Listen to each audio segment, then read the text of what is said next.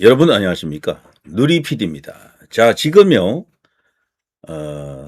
우리나라 안에서 보게 되면은 이재명이 대통령이지만 실질적으로 두 명의 대통령이 있다라고 이제 봐야 됩니다. 형식적으로 뭐 어쨌거나 제도권 안에서는 이재명이가 대통령이고요.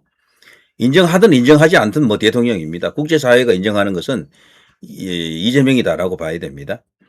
자, 그러나 또 다른 의미의 정신적 대통령은 이제 윤석열이다. 이제 이렇게 봐야 됩니다. 자, 이 두 가지가 지금 부딪히고 있다라고 이제 보는 거죠. 이 거대한 힘이라고 할까? 양쪽 다 거대하다라고 생각합니다. 국민의힘도 그 힘 안에 들어가 있는 거예요, 그냥. 그래서 지금 이 힘이 어떤 식으로 결과를 만들어낼지, 어떠한 또 새로운 에너지를 만들어낼지, 흐름을 만들어낼지 예측이 불허하다. 예측은 할 수가 있지만 뭐 나중에 가봐야 아는 거죠, 사실은. 자, 누리 PD는 점치는 채널이 아닙니다. 미래에 어떤 일이 일어날 것이다. 그거 맞추려고 하는 채널이 아니에요. 그거 하자면 저도 누구보다 잘할 자신이 있어. 근데 그거 하면은 사람들이 안 봐. 방송도 안 보고 의미도 없어, 사실은. 그거 해봐야.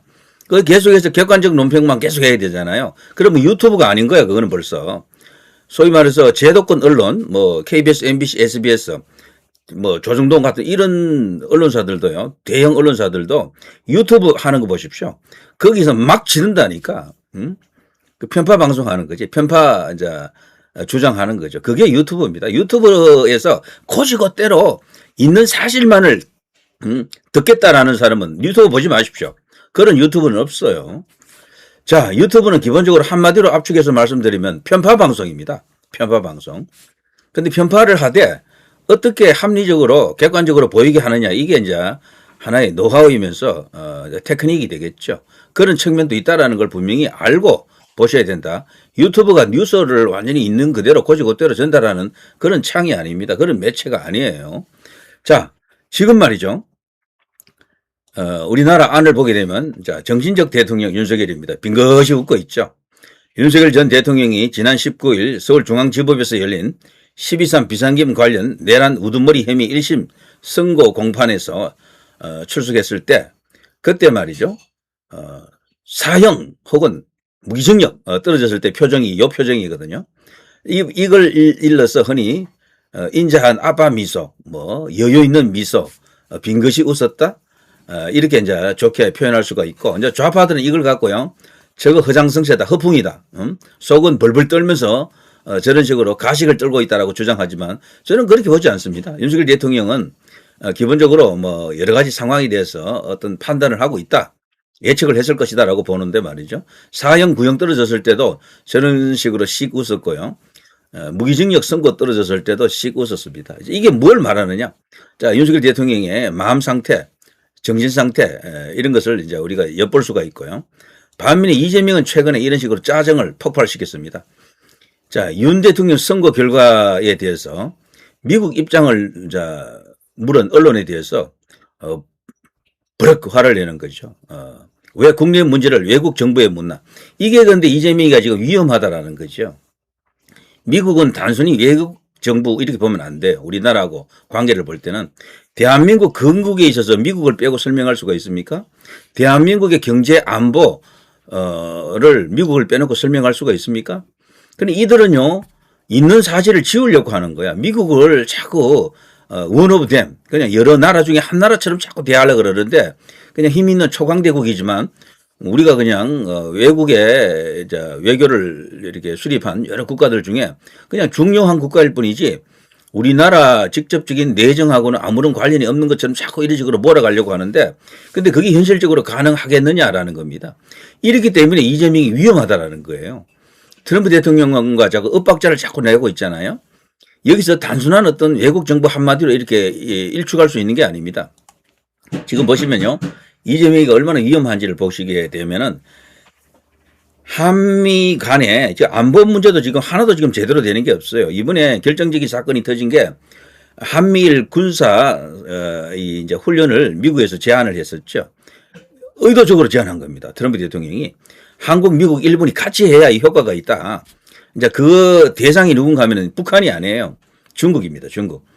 중국을 가상의 적으로 놓고 공중에서 어떤 그 작전 체계 많은 어떤 전투기들이 이제 등장하는 어떤 그런 훈련을 제안했거든요. 거기서 이제 해군도 이렇게 같이 합세할 수도 있는 그런 건데 해병대까지도 같이 들어올 수도 있는 종합 작전으로 이제 이렇게 발전할 수도 있는 그런 제안을 했는데 한국이 이런 제안에 거절해 버립니다. 심지어는요, 이제 미국과 일본만 이번에 그래서 훈련을 했어. 이제 그 훈련하면서 한국의 이제 영해 안에서 그래서 이제 그리고 공동 수역으로까지 이제 진출해가지고 공중에서 뭔가를 했어요. 작전을 벌였다고. 그러니까 중국에서 이제 기동했죠. 거기서도 뭐 맞대응 한다면서 전투기를 출격시켰다고요. 그래서 약간 이렇게 서로 대치하는 듯한 그런 분위기가 있었거든요. 그런 상황이 오자, 와, 정말 충격적이게도 믿을 수 없는 일이 벌어집니다. 국방부 장관, 대한민국 합참의장이 바로 미군 사령관에게 미군에 대해서 항의 성명을 내고 항의합니다. 니들 왜 이러느냐 이런 식이지. 미국에 대해서 따지는 거예요. 그게. 주한미군 사령관에게 그 따지는 겁니다. 그런 식으로. 그리고 주한미국 대사한테도 아마 뭔가 언지를 넣었을 것으로 봅니다. 그러나 직접적으로 트럼프 대통령 내각에 대해서 국무부 장관이라든가 이런 쪽에 대해서는 아직 항의를 했다라는 뉴스가 없는 것 같은데 그거는 조금 겁을 내는 거지 사실은. 거기까지 건들 수는 없고 한국에 들어와 있는 미군에 대해서만큼은 그래도 뭔가 이렇게 자신들이 이런 일을 했다 정도는 이렇게 남겨놓으려고 하는 것 같습니다. 자, 그걸 보면서 저는 여러분도 마찬가지입니다. 생각을 하셨겠죠. 야, 이런 식이면 한미동맹이 의미가 있겠나? 한미동맹이라는 게 오로지 북한만을 의식하는 그런 동맹이 아니에요. 한국의 안보를 위협하는 모든 국가에 대해서도 한미동맹은 작동해야 되거든. 지금의 한국에 있어서 가장 위험한 나라가 어디입니까? 일본입니까? 일본은 전혀 위험한 나라가 아니에요. 지금은. 중국밖에 없습니다. 한국을 위협할 나라는. 북한도 아니에요. 군사력이 너무 차이 나가지고 북한은 이제 남쪽으로 못 쳐들어옵니다.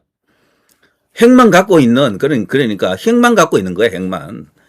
근데 핵은 쓰지 못합니다. 러시아 우크라이나 전쟁 보십시오. 핵 한 발 못 쓰잖아. 세계에서 핵을 가장 많이 갖고 있는 나라가 러시아거든. 근데 전술 핵도 많이 갖고 있어요. 거기는. 전략 핵은 어차피 그거는 너무 위력적이라 쓴다 하더라도 전술 핵 정도는 한 방 때려볼 만도 하지 않나 이렇게 생각할 수가 있겠지만 트럼프가 경고도 했지만 푸틴이 결국 거기까지 못 가는 거예요. 핵은 갖고 있으면서도 쓰지 못하는 무기예요. 사실은. 오로지 방어용 무기일 뿐입니다. 일본이 두 발 맞은 그 핵, 리틀보이하고요, 팬맨, 그 두 발의 원자폭탄, 그거밖에 없는 겁니다, 사실상. 그래서요, 북한은 자기들한테 누가 이렇게 해코지 하면은 우리 가만히 있지 않겠다. 이런 식으로 얼음장 넣는 거죠, 핵을 갖고 있는 것은. 근데 우리는 북을 상대로 싸울 때 사용할 수 있는 지구상 최강의 무기를 갖고 있죠. 바로 현무6입니다. 현무5. 현무6가 곧 나온다 그래요, 이제. 현무5만 하더라도요. 미국이 이란에 이제 그 벙커버스터 투하했지 않습니까?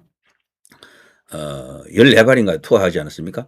그런데 이 전문가들이 그러더라고요. 미국이 갖고 있는 그 전술 무기, 그 벙커버스터, 그 한 발하고 대한민국에서 만든 이 현무5는 비교가 안 된대요. 그 14발 다 합치면 현무5 하나 정도가 맞먹는다 하더라고. 그러니까 사실 전술 핵이야, 이 현무5는. 그 현무5 한 10기 정도만, 어느 특정한 지역에 이제 쏟아버리면요. 이거는 방사능 물질이 생기지 않잖아요. 그러니까 아무런 문제가 안 되는 거야. 그냥 완전히 그냥 핵무기 하나가 떨어지는 그런 효과가 납니다. 엄청난 무기를 지금 대한민국이 갖고 있고, 대한민국은 세계가 인정하는 포방부고요. 그리고 미사일 부대입니다. 여기는 미사일 최강국 중에 한 개입니다. 우리나라가.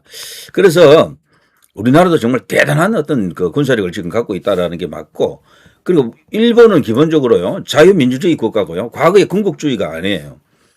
일본에서 전쟁하자 그래서 누구 대한민국을 치자 그래서 그거 동의할 수 있는 언론도 없고 그 정치 세력 자체가 없어. 그런 국민들이 없습니다. 일본 국민들 그중에 그 찬성할 사람들은 몇 프로 되지도 않아. 아주 극우들이 일부 있겠죠. 그런 한 2, 3%, 1%, 2%가 찬성할지 몰라도 대다수는 그거 반대합니다. 그러니까 그렇게 주장하면 그 선거에서 이길 수가 없어요. 그래서 흔히 하는 말로 자유민주주의 국가에서는 두 나라끼리 사이에 전쟁이 일어나지 않는다라고 합니다. 어느 한 나라가 일방적인 어떤 전체주의로 흘러가야 돼요. 근데 일본이 지금 전체주의입니까? 아니거든. 이거 할 수 있는 나라는 러시아 같은 나라, 중국 같은 나라밖에 없어요. 전쟁을 일으킬 수 있는 나라는. 그래서 지금 현 시점에서 우리나라가 견제할 수 있는 나라는, 견제해야 될 나라는 북한도, 물론 북한도 약간은 견제해야 되죠. 계속해서. 그렇지만 우리가 지금 뭐 군사력으로 지금 억제하고 있다. 겁먹고 있는 건 김정은이죠, 사실은. 그래서 지금 한국하고 자꾸 멀어지려고 하잖아요. 한국에서 오는 모든 것을 차단하고, 뭐 드라마도 안 돼, 뭐도 안 돼, 뭐도 안 돼, 전부 다 안 된대. 전부 다 지금 그거 보고, 그거 공유하거나 그거 유통하고 이러면 바로 그냥 잡아가지고 뭐 아우지 탄광 보내는 식으로 굉장히 무거운 처벌을 한다고 합니다. 심지어는 중학생 6명인가 그 한국에서 온 콘텐츠를 뭐 몰래 보고 그 뭐 친구들끼리 돌려보다가 잡혀가지고 사형당했다라는 그런 충격적인 뉴스도 터졌었죠. 그 정도로 지금 남쪽하고는 완전히 거리를 두려고 하는 거야. 이 김정은이는. 그런 걸 알아야 됩니다. 때문에 지금 우리가 사실 집중적으로 견제해야 될 대상은 적대적인 나라는 중국이죠. 중국. 군사적으로는. 그러니까 중국을 의식한 어떤 그런 훈련을 해야 돼요. 한미동맹 바탕하에서 어떤 훈련을 하더라도 중국이 대상이 되어야 한다라고 보는 게 맞습니다. 그러자면요, 가장 완벽한 어떤 대중국 억제, 이제 전략이랄까, 전술은요, 한미일 삼각 공조입니다. 이것만 완성이 되면 중국 꼼짝 못해. 대한민국은 영원한 평화가 가능합니다.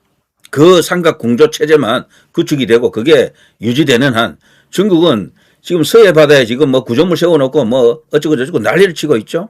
이재명이가 그걸 철수를 일부 이제 요구한 것 같은데 하는 척만 하고 있는 것 같아요. 한번 두고 보십시오. 그거 더 많이 생길지도 몰라. 나중에 가면은. 중국이라는 나라가 그런 나라예요. 지금 다른 나라에 대해서 계속해서 팽창하려고 하는 나라는 러시아, 중국. 러시아는 과거의 구소련을 회복하려고 하는 그런 어떤 명분도 있지만 여기가 중국 같은 경우는 그게 아니에요. 계속해서 뭐 제1도련선, 제2도련선, 제3도련선 해가지고 태평양 쪽으로 계속해서 해서 확장하려고 하는 겁니다. 그러면서 중동 쪽으로도 나가려고 하고 그리고 자신들의 안정적인 그 원유 수송선을 확보하기 위해 가지고 미얀마 쪽에 뭐 루트를 만들고 파키스탄 쪽에 새로운 어떤 루트를 만들어서 거기에 뭐 자신들이 운영할 수 있는 항구를 하나 또 이렇게 계약해 가지고 뭐 100년간 사용한다 어쩌고 저쩌고 이런 뉴스가 있었죠. 그래서 말레카 해협이 미국이 만일에 봉쇄할 경우에 그걸 긴급 수송 그 파이프라인을 통해서 저 중국으로 또 끌어들이는 그런 어떤 프로젝트도 있다 그래요. 근데 그런 것들이 쉽지는 않죠. 너무도 많은 노력과 시간, 경비가 들어갑니다. 투자를 많이 해야 돼. 이제 하나하나 만만치가 않은 거지. 때문에 중국의 이제 생존을 위해서라도 이 태평양의 제해권이라고 하죠. 대만하고도 이제 다 연결되는 이야기들인데 제1도련선만큼은 절대적으로 그들이 자신들의 내해처럼 영해처럼 만들려고 하는 것이다. 여기서 말하는 제1도련선은 대만 그 언저리까지 다 포함되는 겁니다. 그러자면 한국도 어느 정도 들어가요. 한국의 영해하고 다 부딪히게 되어 있습니다. 이게 전부 우리나라가 미래에 이제 싸워야 될 나라는 중국이다라고 해도 과언이 아니야. 그런데 그 중국에 대해서 우리 이제 정치 세력들 중에는요 바라보는 시각이 너무도 위험합니다. 민주당은 거의 친중화되어 있다라고 봐야 되고요. 국민의힘도 중국에 대해서 견제심이 없어요. 국민의힘을 지지하는 사람들 중에 우파들 중에는요 중국하고는 절대로 여기 그런 식으로 한 배 타면 안 된다. 그리고 약간 반중적인 속성을 갖고 있잖아요. 굉장히 반중 의식이 이제 강합니다. 그런데 국민의힘이 그걸 수용을 안 해요. 절대로. 국민의힘은 그 안에 친중화된 인사들이 많습니다. 실질적으로 국민의힘도 친중으로 볼 수가 있어요. 실제 중국하고 먼저 수교한 것은 보수정부 노태우 때였었고요. 그리고 당대 당으로서 중국의 공산당하고 먼저 이렇게 무슨 계약을 체결하고 뭐 서로 잘해보자라면서 뭐 여러 가지 협의하고 협정하고 뭐 그런 했던 정당은 민주당이 아니에요. 과거 한나라당 뭐 한나라당 앞에 신한국당 이런 데라니까요. 그 국민의힘 전신에서 그런 일을 다 했던 거야. 그게 등판하는 인물들이 뭐 과거에 쟁쟁한 어떤 거물급 보수 정치인들이죠. 김무성도 거기 들어갑니다. 때문에 지금 우리나라는요 중국이 가장 문제시되는 그런 나라다라고 봐야 됩니다. 문제시되는 나라라. 그래서 일본을 갖고 자꾸 자극을 시키는 저들, 이제 민주당을 중심으로 한 좌파들인데요. 저거는 헛개비 노름이에요. 헛개비 노름. 일본이 가끔씩 다케시마는 자기들 영토라고 뭐 떠들고 그런 어떤 우익들이 있죠. 거기도. 그리고 또 다케시마의 날이라고 또 하는 게 있습니다. 그걸 우리 나라에서는 항상 그걸 문제지 삼고 뭐 그 다케시마의 날 없애라고 또 이제 뉴스가 나왔더라고. 이재명이가 또 그걸 작전상 이용하는 겁니다. 일본을 건드리는 거예요. 일부러. 선거 앞두고 건드린다라고 생각합니다. 다케시마의 날 그런다고 해서 그들이 폐기할 것도 아니야. 그냥 제가 볼 때 독도 문제는요. 가장 완벽한 것은 일본이 무슨 지랄 하든 멋번쩍하는 게 최고예요. 그냥. 니들끼리 그냥 떠들어라. 뭐 그렇다고 그들이 뭐 독도를 강탈하겠습니까? 뭐 어떻게 하겠습니까? 만일에 강탈하려고 하면은 거기에 우리 군사를 보내가지고 그냥 대응하면 되는 거야. 그 뭐 아무 문제 없어. 다만 문제는요, 독도 어쩌고 저쩌고 하면 그걸 국내 언론들이 받아가지고 엄청나게 크게 그냥 보도를 한다라는 게 문제예요. 그러면서 반일 감정을 자꾸 이렇게 부추기는 거야. 독도 이슈 터지면요, 보수 지지자들 중에서도 일본을 비난하는 사람들이 막 나오는 거야. 근데 선거 앞두고 이제 거지랄 하면은 그걸 갖고 이슈화 시키면은 표가 다소 왼쪽으로 또 갑니다. 작전상 저런다라고 보거든. 국내에서 아무리 떠들어봐야 아무 효과도 없어. 사실 효과 없는 것은요, 시료 지배를 우리가 하고 있잖아. 실제 우리 땅이잖아요, 독도는. 그냥 가만히 있으면 돼. 그게 최고야. 뭐 그렇다고 저 국제 뭐 분쟁 뭐 위원회 이런 데 가서 뭐 재판할 겁니까? 그것도 아니잖아. 재판하면 한국이 반드시 이긴다라는 보장이 없어요. 외교력은 일본이 훨씬 강하거든. 어떤 일이 벌어질지 모른다니까. 그러니까 일본의 저 도발에 대해서 어떤 뭐 시도가 있더라도 어떤 정치인이 독도 발언에 대해서 자극적으로 하더라도 우리 국민들에게 그거 안 알려주는 게 제일 좋아요. 가만히 있는 게 제일 좋아, 그냥. 이게 최고라고. 자, 아무튼 뭐 그런 이야기들. 자, 이런 속에서 말이죠. 윤석열 대통령과 이재명의 명운이 갈리는 그런 뉴스들이 요즘 많이 터지고 있습니다. 자, 관세 복원 나선 미국 무역법 301조로 타국 불공정 관행 검토 중. 여기에서요, 제일 문제되는 나라들이 지금 현재로서는 뭐 캐나다 뭐 이런 나라들이 거론이 돼요. 브라질, 중국 이런 나라들. 브라질과 중국이 1차 조사 대상국이라고 합니다. 그런데 여기에 저 대한민국이 들어갈 수밖에 없습니다. 최근에 쿠팡이 터졌잖아요. 거기다가 지금 미국이 자랑하는 빅테크 기업들, 세계를 장악하는 뭐 슈퍼 기업들이죠. 뭐 마이크로소프트, 뭐 애플, 뭐 그리고 알파벳 구글, 뭐 유튜브도 거기 들어가고요. 메타, 페이스북, 뭐 인스타그램 이런 것들이 있잖아요. 아마존 등등 해서 얼마나 거대한 그야말로 그런 기업들이 있습니까? 이것들을 기업하는 이런 미국의 기업들을, 미국의 슈퍼 기업들을 견제하는 국내에 법을 지금 만들고 있지 않습니까? 정보통신망법을 비롯한 여러 가지 법들이 있거든요. 그 전부 빅테크들을 견제하는 법일 수가 있어요. 그게. 미국을 자극하는 겁니다. 이런 것들이 슈퍼 301조를 통해서요. 타국의 불공정 관행을 검토한다. 그리고 여기 불공정 관행 중에는요. 친중적 요소가 있느냐. 중국의 어떤 원자재를 사용하는 게 있느냐. 중국의 기술이 들어가 있는 게 있느냐. 중국을 거쳐가는 것이냐. 이런 것까지 다 따져요. 한국 박살날 수가 있어요. 이거 때문에. 그래서 미국 연방 대법원이 트럼프에게 패소를 안긴 게 아니고요. 트럼프에게 더 큰 어떤 카드를 이렇게 만질 수 있도록 그런 어떤 상황이 될 수도 있는 겁니다. 그걸 그렇게 될 수 있도록 뭐 자연스럽게 그런 환경이 지금 만들어지고 있는 거죠. 자, 미국이 현재 주요 무역 대상국 중에요. 미국이 적자를 내는 나라들이 있습니다. 한국도 그 가운데 하나입니다. 지금 현재 미국을 통해서 가장 큰 흑자를 내는 나라들이 여러 나라가 있는데 중국, 독일, 일본, 한국, 대만 뭐 이런 나라들입니다. 이런 나라들 전부 이 조사 대상국이에요. 한국도 벌써 언제부턴가는요 계속해서 미국에 대해서 큰 흑자를 내는 나라거든. 그러니까 이거 이재명이가 용코로 걸린다니까 이거요. 협정 무효 말하는 타국이 아직은 없다. 관세 소송 관계없이 관세 부과를 계속할 것이다. 이게 미국의 입장입니다. 그리고 특별히 이번에 1차 타겟으로 중국하고 브라질을 이렇게 선택했다라는 것이 의미심장합니다.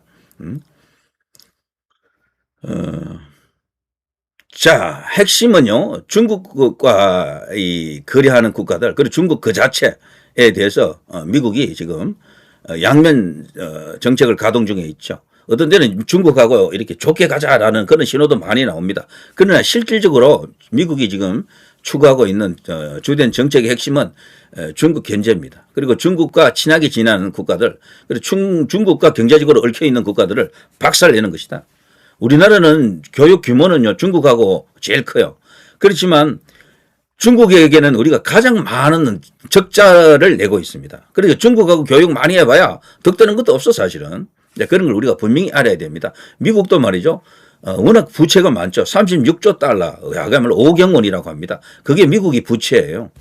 때문에 미국도 이대로는 도저히 안 된다라는 거죠. 이 부채가 어디서 나오는가 하면 무역 역자, 무역조, 적자를 자꾸 내기 때문에 미국이 세계의 그 글로벌 호구노릇을 계속하고 있는 거죠. 그러니까 무역을 통해서 돈을 좀 벌어야 되는데 미국이 그동안 너무 많이 퍼준 거예요. 사실은 어떻게 보면은. 이제 거기에 대해서 트럼프 대통령이 미국에 이제 이익을 찾겠다라는 겁니다.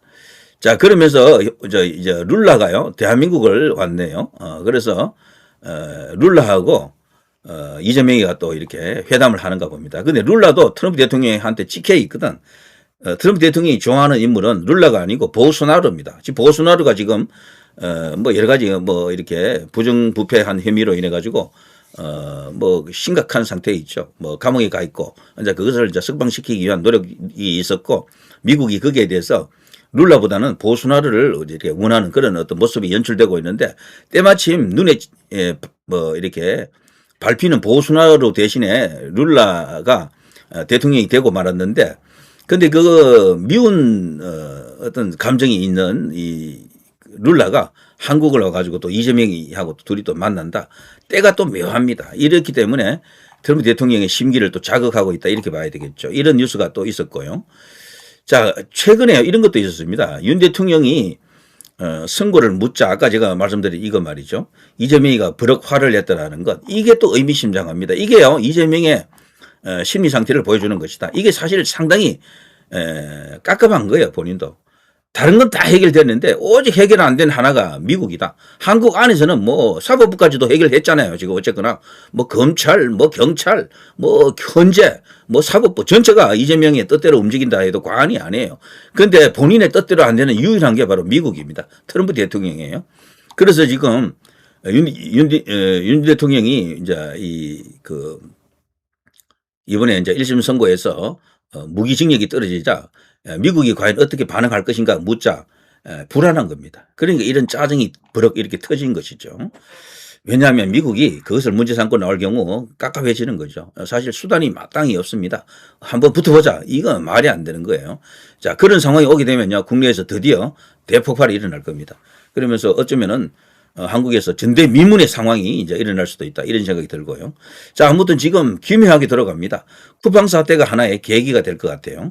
그걸 계기로 이제 미 의회에서 청문회를 열고 그때 미국 의회에서 한국의 관리들을 뭐 장관급들을 부를 가능성도 있어요. 그리고 민주당 의원들, 뭐 국민의힘 의원들 일부도 거기 참고인이나 정인으로 나가야 될지도 모릅니다. 자, 그때부터 본격적으로 한미 간의 엄청난 드라마가 시작된다. 이렇게 봐야 되는 거죠. 자, 윤석열 대통령은 웃는데 이재명은 왜 저래 짜증을 내는가? 버럭 짜증을 내는가? 여기에 지금 상황이 하나로 압축이 되어 있다. 이렇게 봅니다. 지금 유동적이긴 하지만 큰 어떤 한 번의 그 흐름은 올 겁니다. 그때가 언제 오느냐? 제가 그걸 쪽지기 저는 맞출 필요 없겠죠. 뭐 전화결 씨는 3월 4월이라고 하는데 저는 7월 이전에 한번 오지 않겠나. 부정선거 폭로, 카르텔 폭로 워싱턴에서 조만간 기소하기 전에 그런 일도 있지 않겠나 이런 걸 보면서 뭐 좀 넉넉한 마음을 갖고 기다려보고 있습니다. 자, 누리 PD 김준이었습니다.